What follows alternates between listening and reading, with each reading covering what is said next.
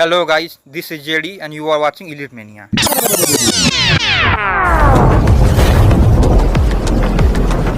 अब देखो यार, अगर तुम लोग WWE के फॉर्मर सुपरस्टार अल्बर्टो डेल रियो के फैन हो तो ये वीडियो तुम्हारे लिए होने वाली है, क्योंकि AEW में अल्बर्टो के डेब्यू करने को लेकर अल्बर्टो का काफी बड़ा स्टेटमेंट आ रहा है। मीरो के AEW कंपनी से रिलीज होने को लेकर बैक स्टेज से बहुत बड़ी अपडेट आ चुकी है। रे फिनिश के कॉन्ट्रैक्ट फ्रीज होने को लेकर AEW की काफी बड़ी अपडेट आ रही है। तो गाइज वहीं AEW के रसल डायनेस्टी के ऊपर गेब किड ने AEW के दो और रेसलर्स को चैलेंज कर दिया है। तो गाइज चलिए बिना किसी देरी के शुरू करते हैं इस वीडियो को। और गाइज सबसे पहले बात करेंगे AEW के फॉर्मर सुपरस्टार लूचा ब्रोज की। गाइज यहाँ पर ये बात तो मैं सुबह की वीडियो में आपको ऑलरेडी बता चुका हूँ। AEW के one of the original superstar Lucha Bros के AEW कॉन्ट्रैक्ट के ओवर होने के बाद Lucha Bros officially AEW company को लीव कर चुके गए और ऑलरेडी यहाँ पर यह कंफर्म हो चुका है कि लूचा ब्रोज को WWE के द्वारा $multi-million देकर न्यू कॉन्ट्रैक्ट के अंदर साइन किया गया है और किसी भी समय के ऊपर WWE के मेन रोस्टर पर लूचा ब्रोज उनका डेब्यू कर सकते गए।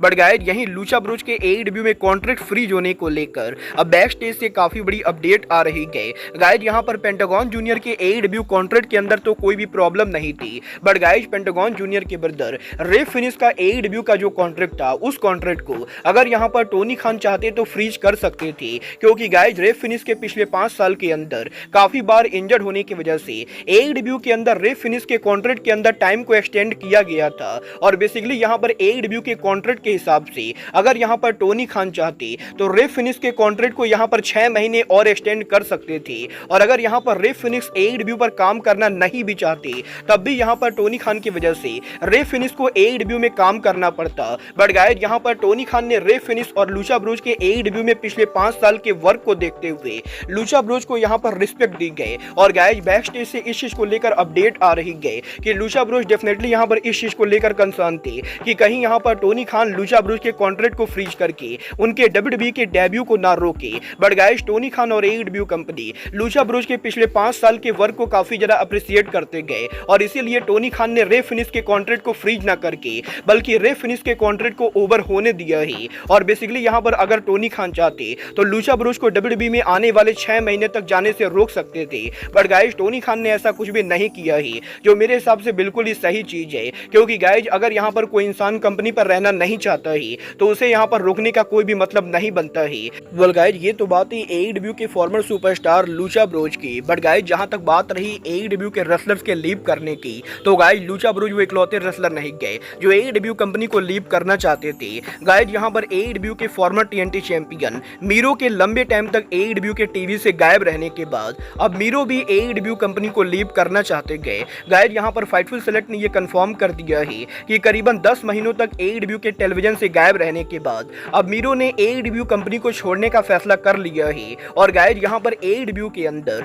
मीरो यहां पर AEW कंपनी से ऑलरेडी यहां पर उनका रिलीज मांग चुके गए। और गाइस यहां पर मीरो बेसिकली ये चाहते गए कि AEW कंपनी यहां पर मीरो को उनके कॉन्ट्रैक्ट से रिलीज करे ताकि वो AEW के बाहर जाकर दूसरी कंपनी पर काम कर सके। और गाइस फाइटफुल सेलेक्ट ने यह भी कंफर्म किया है कि पिछले 10 महीनों के अंदर AEW कंपनी और मीरो के बीच में मीरो के रिटर्न होने को लेकर काफी बार काफी सारी अलग स्टोरी लाइन पिच हुई गए। और एक टाइम के ऊपर AEW के ऑल इन के कसिनो गॉगलेट के ऊपर भी टोनी खान मीरो का रिटर्न करवाना चाहते थे। बट गाइस यहां पर AEW और मीरो के बीच में जब भी मीरो के डिस्कशन हो रही गए तो गाइस ये दोनों सेम टर्म पर आ नहीं पा रहे गए। और बेसिकली AEW कंपनी मीरो को जो क्रिएटिव आइडियाज पिच कर रही गए, मीरो यहां पर उन आइडियाज को पसंद नहीं करते गए। और लगातार AEW के मैनेजमेंट और मीरो के बीच में क्रिएटिव डिफरेंस होने के बाद और मीरो के लगभग 1 साल तक टीवी से गायब रहने के बाद अब मीरो यहां पर AEW कंपनी को लीव करना चाहते गए। और गाइस कुछ टाइम पहले मीरो की वाइफ लाना के AEW से फायर्ड होने के बाद अब ये देखना दिलचस्प होगा कि क्या यहां पर AEW कंपनी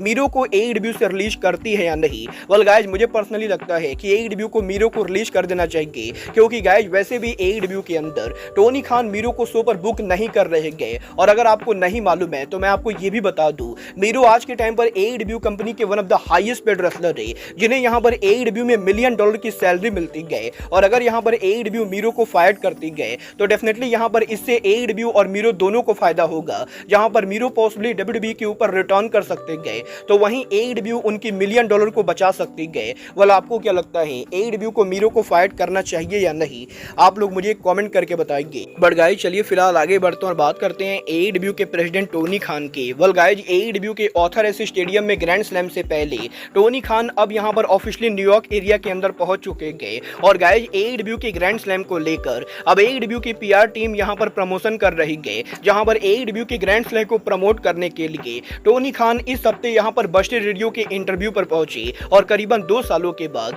टोनी खान यहां पर पहली बार बस्टेड रेडियो के शो पर अपीयर होते गए, जहां पर टोनी खान के 1 घंटे के लंबे इंटरव्यू के अंदर टोनी खान ने काफी सारी चीजों को लेकर बात की। और जब यहां पर टोनी खान से बस्टेड रेडियो पर यह पूछा गया कि AEW के टीवी डील को लेकर इंटरनेट पर जो रूमर चल रही गए, क्या यहां पर वो रूमर सही गए और क्या सच में AEW कंपनी को वार्नर मीडिया से 170 मिलियन का टीवी डीलर मिल चुका है, तो टोनी खान जवाब देकर ये कहते गए कि टोनी खान यहां पर इसके ऊपर कुछ भी बोलना नहीं चाहेंगे, और इंटरनेट के ऊपर जो रूमर चल रही गए उसको लेकर टोनी खान कुछ भी नहीं बोल सकते गए। बट टोनी खान डेफिनेटली ये बोल सकते गए कि AEW और वार्नर मीडिया के रिलेशनशिप पहले के मुकाबले काफी स्ट्रॉन्ग है, और टोनी खान ये 100% गारंटी के साथ बोल सकते गए कि AEW आने वाले काफी सालों तक वार्नर मीडिया के साथ रहने वाले गए, और AEW का शो आने वाले कई सालों तक फैंस को TNT और TBS नेटवर्क पर देखने को मिलेगा, और टोनी खान AEW के फ्यूचर को लेकर वार्नर मीडिया के साथ काफी एक्साइटेड है। वेल जिस तरीके से टोनी खान ने बस्टेड रेडियो के ऊपर AEW और WBD को लेकर बात की गई, उसे देखकर ये 100% क्लियर है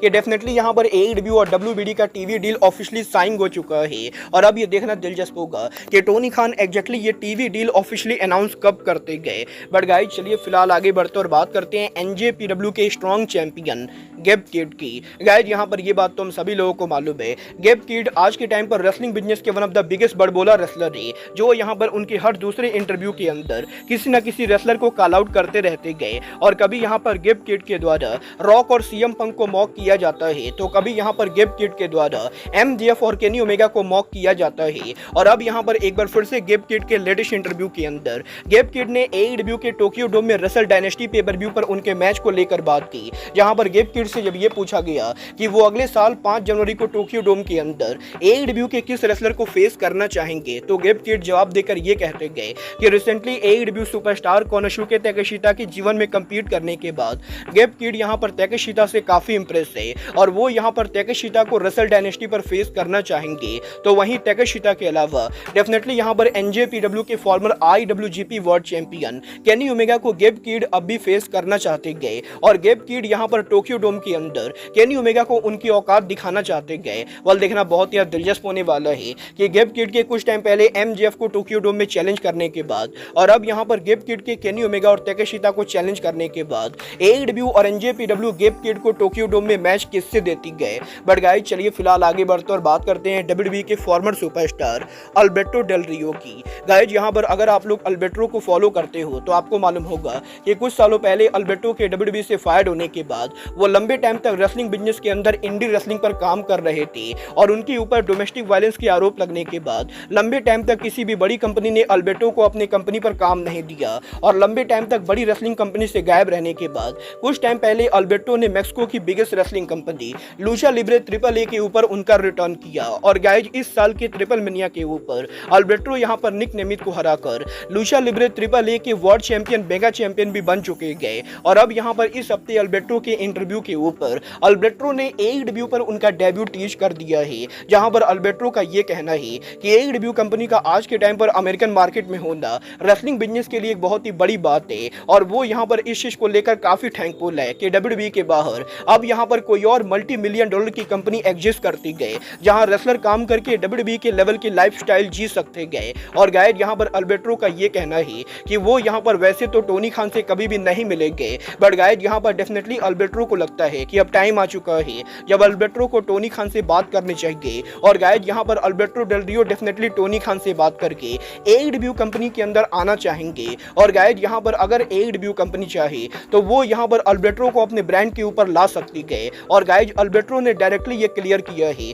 कि वो AEW को ज्वाइन करना चाहते गए। वेल गाइज यहाँ पर डेफिनेटली इस बात में कोई भी शक नहीं है कि अल्बर्टो यहाँ पर मैक्सिकन रेसलिंग के one of the all time biggest name है। बट गाइज डेफिनेटली यहाँ पर मुझे नहीं लगता है कि टोनी खान को गलती से भी अल्बर्टो जैसे आदमी को AEW पर लाना चाहिए, क्योंकि गाइज यहाँ पर टोनी खान गलती से भी अगर यहाँ पर अल्बर्टो को AEW के ऊपर लाते गए तो सरिया AKA पेज AEW कंपनी को लीव कर जाएंगे। क्योंकि गाइज सरिया ने पहले भी काफी बार ये क्लियर किया है कि वो उस जगह के ऊपर काम कभी भी नहीं करेंगे जहां अल्बर्टो रहने वाले गए। और गाइज यहाँ पर अल्बर्टो का AEW में आना सरिया के AEW के डिपार्चर का रीजन बनेगा। और गाइज वैसे भी जिस तरीके के अल्बर्टो इंसान थे उनका AEW कंपनी पर आना AEW के पब्लिक इमेज के ऊपर भारी पड़ सकता है। और मैं डेफिनेटली नहीं चाहूंगा कि टोनी खान गलती से भी अल्बर्टो को साइन करे। बट आप यहाँ पर अल्बर्टो को AEW के ऊपर देखना चाहते हो या नहीं, आप लोग मुझे कमेंट करके बताइए। बट गाइज अब आज के इस वीडियो में बस इतना ही। मैं मिलता हूँ आपसे अपने अगले वीडियो में। बट गाइज तब तक के लिए